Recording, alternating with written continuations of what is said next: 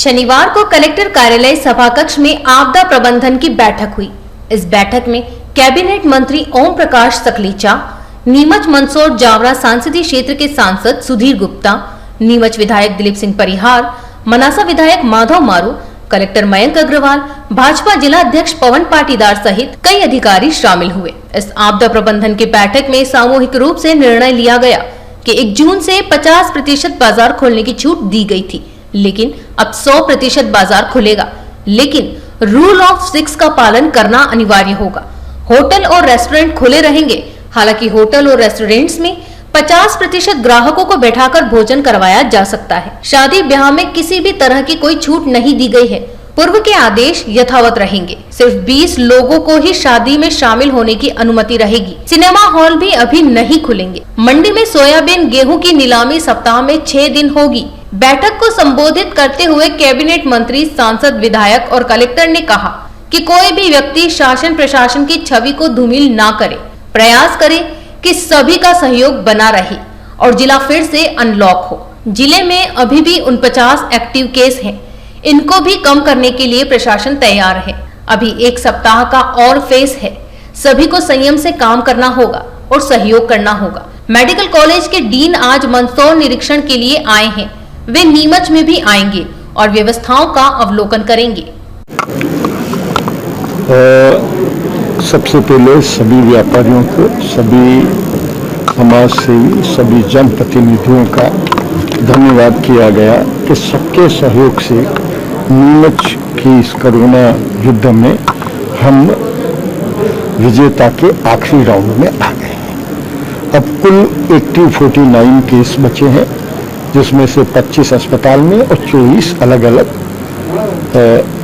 6, 5 और 11 तीनों तहसील में ऐसे हैं। हमने सभी बाजार को शाम को 8 बजे तक खुलने की परमिशन दी है। केवल सब्जी बाजार, चूंकि वो बहुत होलसेल की मंडी, बाकी रिटेल ऐसे ही चलता रहेगा, ठेले चलते रहेंगे। उसको रिटेल में, होलसेल को अभी 1 सप्ताह और बाहर से चलाने का जैसी टेम्परेरी व्यवस्था करी है, 4 पॉइंट वो रखे हैं। बाकी सब चीज़ें चलेंगी। सब्जी बाजारों में कुछ अलग दुकानें हैं, ऐसा जानकारी में आई, तो उन्हें व्यवस्था से खोलने का, उनको भी परमिशन देने का तय किया गया है। सिर्फ रूल ऑफ 6 को सख्ती से पालन करना अभी अनिवार्य है, क्योंकि हम अभी 0 नहीं हुए। 0 होने के बाद, और ये प्रदेश का रूल है, रूल ऑफ 6 माननीय मुख्यमंत्री का रूल है, और उसमें 2 जगह सबसे ज़्यादा प्रॉब्लम आ रही है।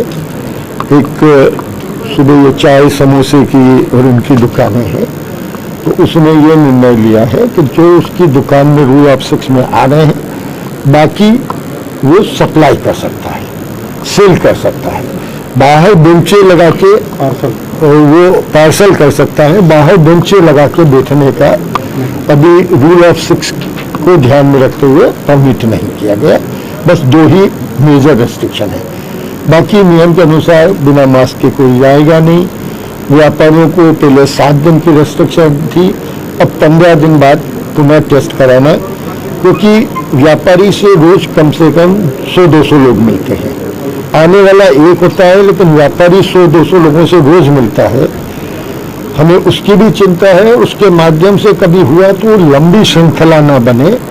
इसलिए हमने सभी व्यापारियों से आग्रह किया कि दुकान पे बैठने के समय या उनके जो भी है, वो 15 दिन में एक बार टेस्ट करा के अपना सर्टिफिकेट रखें। सर, रूल ऑफ 6 की जब अपन बात करते हैं तो कृषि उपज मंडी में कैसे अपन इसको फॉलो कर पाएंगे? कृषि उपज मंडी के बारे में भी चर्चा कर रहे हैं। कृषि उपज मंडी जब से खुली है, रोज वहाँ विवाद हो रहा है नीलामी 150 होने को लेकर, और भारी भीड़ वहाँ जमा हो जाती है, कम से कम 100 उसके बारे में भी चर्चा करेंगे, क्योंकि उसकी जो कृषि उपज मंडी है उसका नियम वहाँ की कमेटी ने नहीं बनाया। नहीं, वो बात आपकी जायज़ है।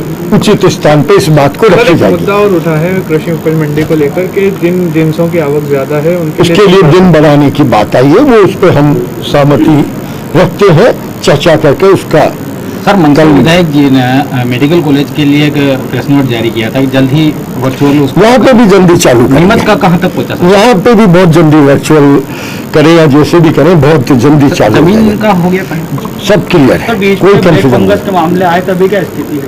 अभी काफी कम हो गए और अभी उसके टीकाकरण की काफी क्वांटिटी स्टेट में है। जिले में आ रहा है अभी भी ब्लैक फंगस के मरीज? नहीं, अभी ज्यादा नहीं, अभी ध्यान में नहीं आया। पिछले 3-4 दिन में एक भी फोन नहीं आया। 3 आए नहीं, अभी 3 दिन में एक भी फोन नहीं आया, एक भी फोन नहीं आया। सर अगर ऐसा ब्लैक फंगस का नीमच में आता है, यहाँ के पप्पू जैन जी जो नगर पालिका अध्यक्ष हैं, उन्होंने घुमावही नेत्रालय की बोल रहा कि यहाँ एक सर्जन आ जाए उसके लिए। देखिए प्रैक्टिकली पहले स्टेज पे आएगा तो यही इलाज होगा, लेकिन ज्यादातर केस जो भी आए थे वो सेकंड स्टेज के आए थे। सेकंड स्टेज में मेरी भी बात हुई थी गोमा भाई के जैन साहब से, उनसे वो कॉम्पिटेंट इनफ नहीं है सेकंड स्टेज को टेकल करने में। तीसरी लहर की आपने काफी गंभीर चर्चा की है यहाँ पे, हमारे नीमच में क्या तैयारी है उसकी?